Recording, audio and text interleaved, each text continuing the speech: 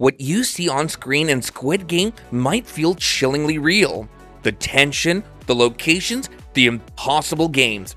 But what lies behind those sequences is a fascinating world of practical effects, clever production design, and masterful CGI work.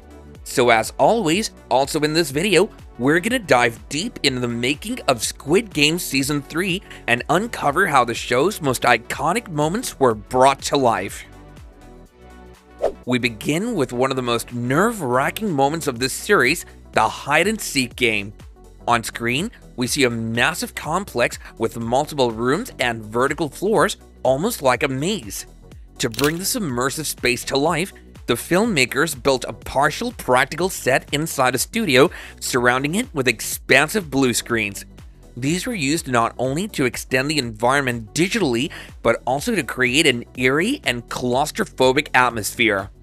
In the behind-the-scenes footage, you can see the magic unfolding layer by layer, how each wall, corner, and false floor was carefully constructed and then digitally enhanced to make the hide-and-seek room feel massive, unpredictable, and dangerously real.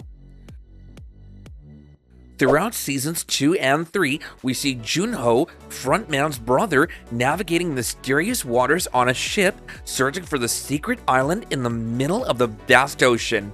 On screen, the vast ocean looks breathtakingly real, but the truth? It's all movie magic. This sequence was actually filmed entirely on dry land. A detailed ship model was built on a studio floor, surrounded on all sides with blue screens. Later, in post-production, the background was replaced with CGI water, sky, and distant waves to simulate the open sea. In parts where Junho is shown floating alone in the ocean, the team used a large green screen water tank, and the actor of Junho performed in real water, but the surrounding ocean, reflections, and vastness were all digitally added, proving how far VFX can go in creating believable tension. Remember the scene where a Junho team member infiltrates Captain Park's house and comes face to face with a growling dog? Well, that dog never existed on set.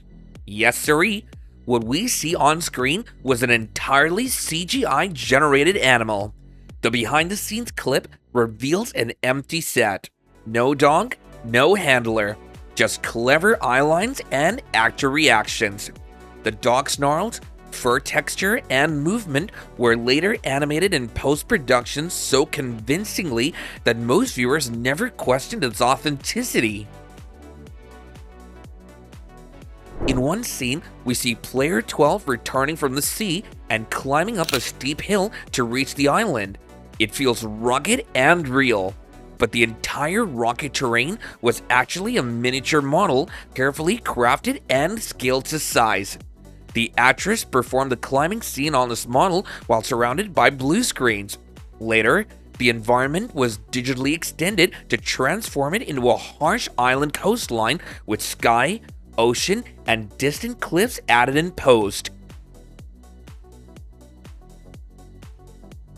Arguably one of the most nerve-wracking moments in the season, the rope jumping game looks high stakes and heart-pounding. But behind the camera, things were far less dangerous. The rope structure was built over a green screen floor with blue screens surrounding the studio. Surprisingly, the iconic dolls weren't physically present, only their base platforms were on set. The ropes, background, and the dolls were all created using CGI. For scenes where players fall during the game, the actors were strapped into safety harnesses and their performances were filmed with precision.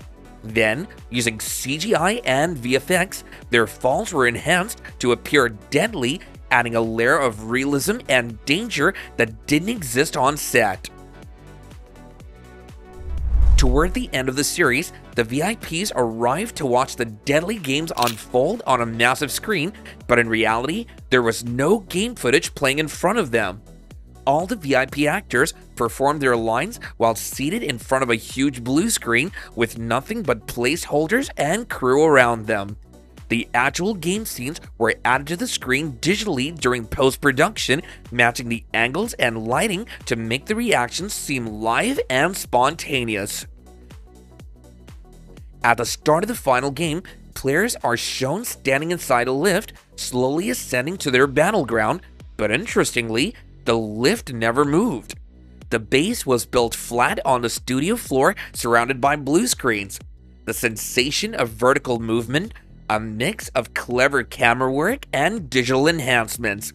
The upward movement and full lift structure were later rendered in CGI. The iconic arena featuring giant stone symbols, the circle, triangle, and square, was partially practical. These shapes were constructed as large props inside the studio, while the vast background landscape was digitally extended using blue screen techniques. The final game's climactic jump, performed by player 456, was done by the actor himself. He leaped from the symbol structure onto a cushioned blue mat with strict safety measures in place. The rest, height, background, and intensity, was polished with VFX to deliver an unforgettable finale.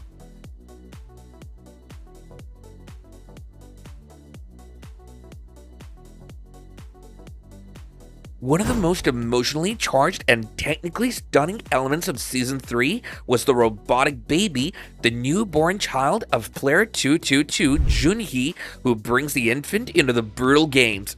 At first glance, the baby seems heartbreakingly real, but in truth, the production used a high-end animatronic robot built to mimic a newborn's natural movements like subtle breathing, blinking eyes, and soft limb movements.